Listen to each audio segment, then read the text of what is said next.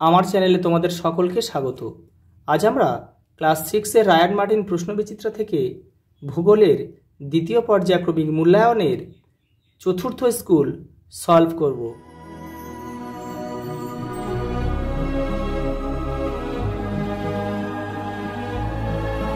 চার নম্বর স্কুল নির্মল হৃদয় আশ্রম CCA high school. দেখে নাও, দুই এক কথায় উত্তর দাও। কত বছর আগে জলেই পৃথিবীর প্রথম প্রাণীর আবির্ভাব হয়েছিল? 30 কোটি, প্রায় 30 কোটি। ইউরেশিয়া কাকে বলে?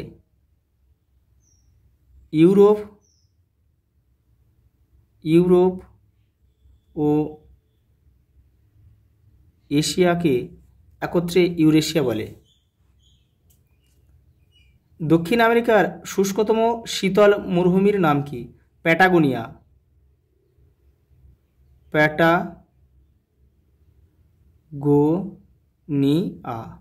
পরে দেখো, ওশেনিয়ার প্রধান পর্বতশ্রেণীর নাম কি? Great dividing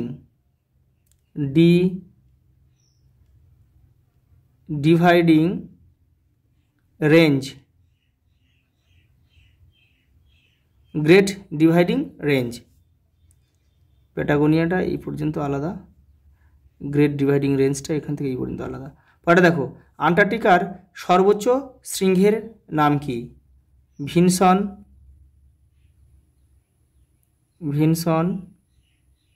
massive. পরেটা দেখো, রাশিয়ার গবেষণা কেন্দ্রের নাম কি? ভস্টক। আন্টার্কটিকায় অবস্থিত ভারতের প্রথম গবেষণা কেন্দ্রের নাম কি? দক্ষিণ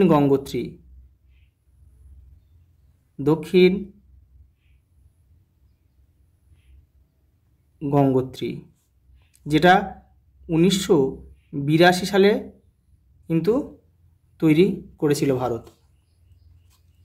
অ্যালবেডো কাকে বলে? দেখে নাও, এই যে এখান থেকে এই পর্যন্ত লিখতে হবে। পরেরটা দেখো, বায়ুর আর্দ্রতা মাপার যন্ত্রের নাম কি? হাইগ্রোমিটার।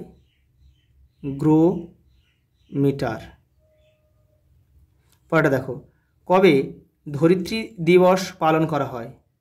22শে এপ্রিল।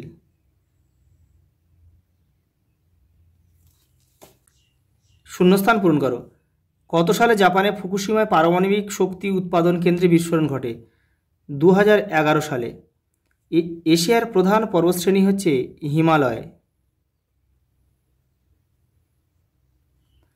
আফ্রিকার প্রধান নদী নীল নদ। পরেরটা দেখো, আন্টার্কটিকা মহাদেশে অবস্থিত হিমবাহগুলির মধ্যে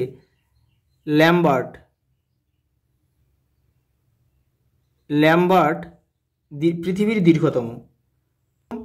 পরেরটা দেখো, 1988 সালের 26শে মার্চ অষ্টম অভিযাত্রী দল 70 কিমি দূরে মৈত্রী নামে আরও একটি গবেষণা কেন্দ্র স্থাপন করে। এটা কিন্তু ভারতীয় দল। পরেরটা দেখো, বায়ুর চাপ মাপার যন্ত্রের নাম 14 ব্যারোমিটার।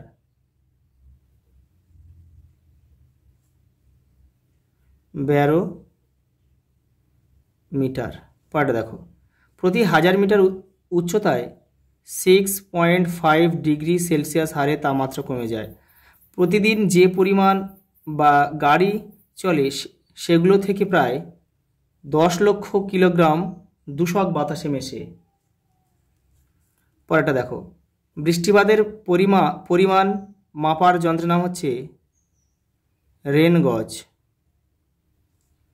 দক্ষিণ আমেরিকার প্রধান পর্বতশ্রেণী আন্দিজ।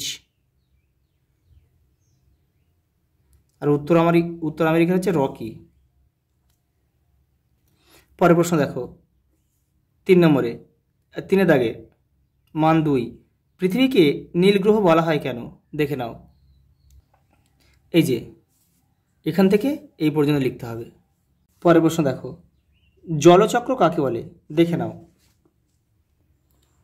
এই যে এখান থেকে এই পর্যন্ত লিখতে হবে। পরের প্রশ্ন দেখো, পরিবহন পদ্ধতি কাকে বলে? দেখে নাও। এই যে প্রথমে সূর্যের তাপে উত্তপ্ত ভূপৃষ্ঠের সাথে লেগে থাকা নিচের বায়ুস্তর উত্তপ্ত হয়। এই উত্তাপ তার ঠিক পরের লাগোয়া বায়ুস্তরে পরিবাহিত হয়। এই পদ্ধতিকেই কিন্তু বলা হয় পরিবহন। পরের প্রশ্ন দেখো, হিমমণ্ডল কাকে বলে? দেখে নাও। এই যে হিমমণ্ডল, এখান থেকে এটা পুরোটা লিখতে হবে। পরের প্রশ্ন দেখে নাও, গ্রিন হাউস কাকে বলে? এই যে এখান থেকে এটা পুরোটা লিখতে হবে। পরের প্রশ্ন দেখো, বায়ুমণ্ডল না থাকলে কি হতো? দেখো তোমাদের টেক্সটের 32 নম্বর পেজে উত্তরটা রয়েছে। এই যে বায়ুমণ্ডল না থাকলে কি হতো? 1, 2, 3। পরের প্রশ্ন দেখো, আবহাওয়া ও জলবায়ুর পার্থক্য লেখো। তোমাদের বইয়ের 45 নম্বর পেজে উত্তরটা রয়েছে। এই যে আবহাওয়া জলবায়ুর পার্থক্য। পরের প্রশ্ন দেখো, অ্যাসিড বৃষ্টি সম্পর্কে সংক্ষিপ্ত আলোচনা করো। দেখে নাও। এই যে অ্যাসিড বৃষ্টি, এখান থেকে এই পর্যন্ত লিখতে হবে।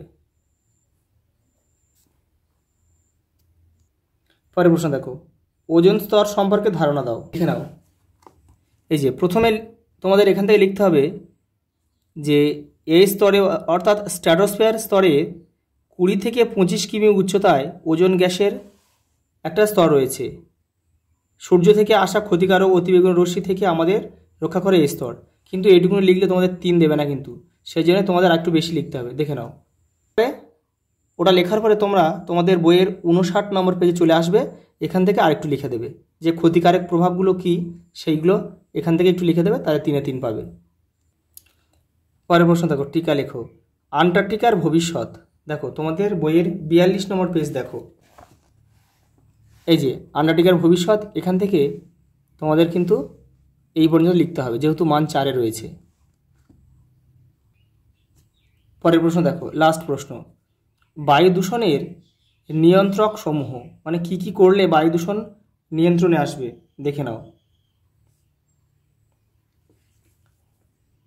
দেখে নাও। এই যে 1, 2, 3, 4, 5, 6, এখান থেকে তোমরা যে কোনো 3টে লিখবে।